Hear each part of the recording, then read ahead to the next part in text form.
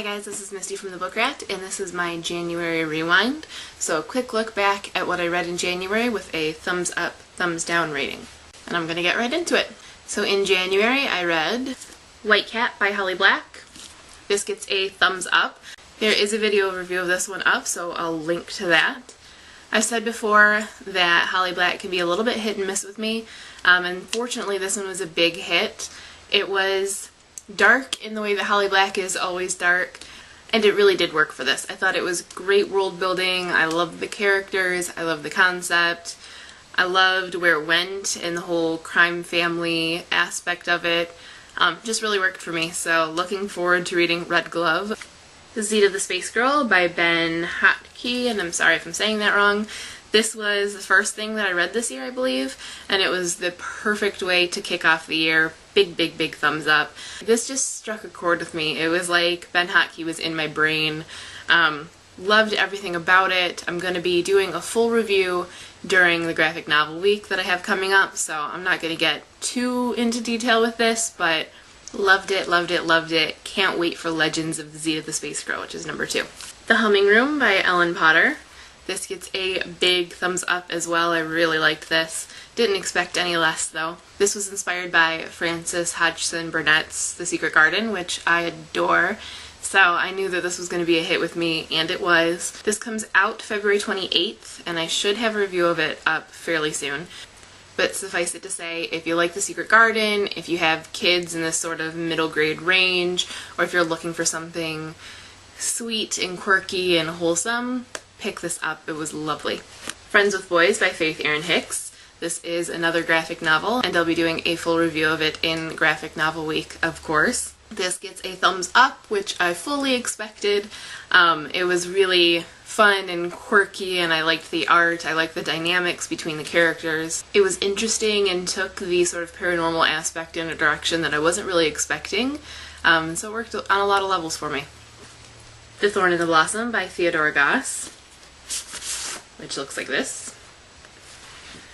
I've shown you before, but I'm going to show you again real quick. This is an accordion binding, so it's 2 stories printed back to back. One is Evelyn's story, the other one is Brendan's story. This does get a thumbs up. It's a very, very quick read. I read it in one sitting. Both stories combined, it's only like 80 pages, so you can definitely read it in a very short time frame. Being a sort of high concept book, it really could have been really, really bad, but it was engaging and it was sweet and it was readable. It's very brief, so you're not necessarily getting a lot of meat to the story.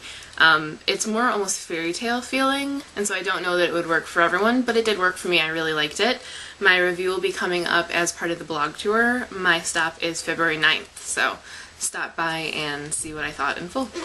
I snuck in a couple of books that weren't in my TBR just because I was in the mood for them, because every now and then you have to shake it up. So the first I snuck in was Perception by Kim Harrington. This is number 2 in the Clarity series. It does get a thumbs up. I thought it suffered a tiny bit from sophomore slumpage. I talked about how Clarity reminded me of Veronica Mars and was really fun and vibrant. And I felt a little bit of that tone was lacking in this. I missed that because that was what I was looking forward to. But that being said, it was still really enjoyable.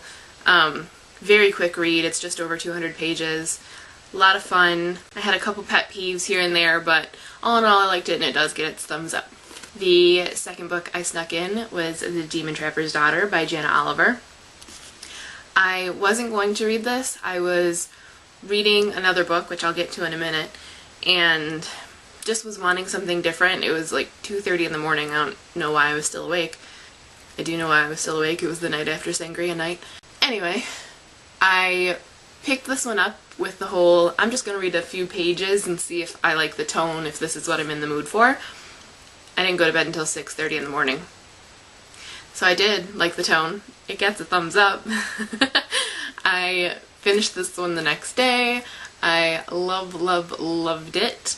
There were a couple pet peevey things, but for the most part they were really minor. This is a cliffhanger-y ending, but not in that super annoying way, and for this I think it really worked. It was more that the story's too big to just contain it in one volume, and it's not the type of story that you can really wrap up with a bow at the end.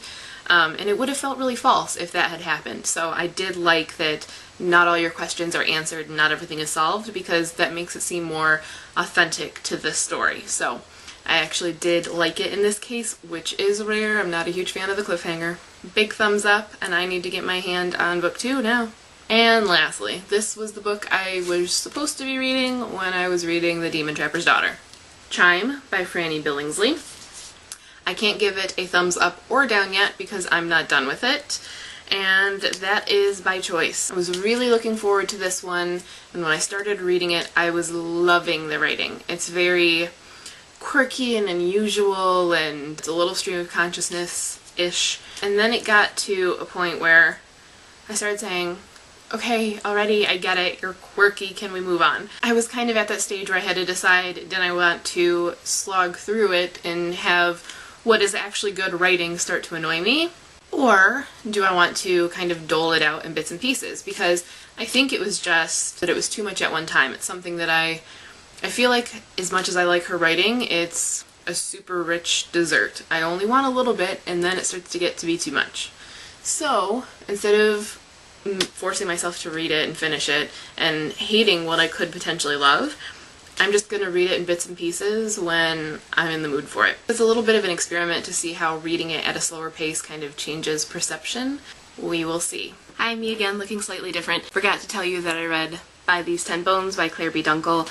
It gets a thumbs up. It's a historical tale of what I guess you'd call werewolves, though they're not entirely what we think of them to be. It's very dark and weird, and the storytelling is a little different, and I don't think that it would be to everyone's tastes, but I really liked it, and hopefully I'll have a review up soon. So that's what I read in January. Make sure that you let me know if you agree or disagree with any of my thoughts in the comments, or if there are any of them that you're really looking forward to reading or you want to see a video review of. I will hopefully do written reviews of all of them. That's my goal. And of course, if you do your own wrap-up or a look back at what you read for the month, you can link it up as a video response or as a vlog or blog post at the linky on thebookrat.com. And as always, happy reading!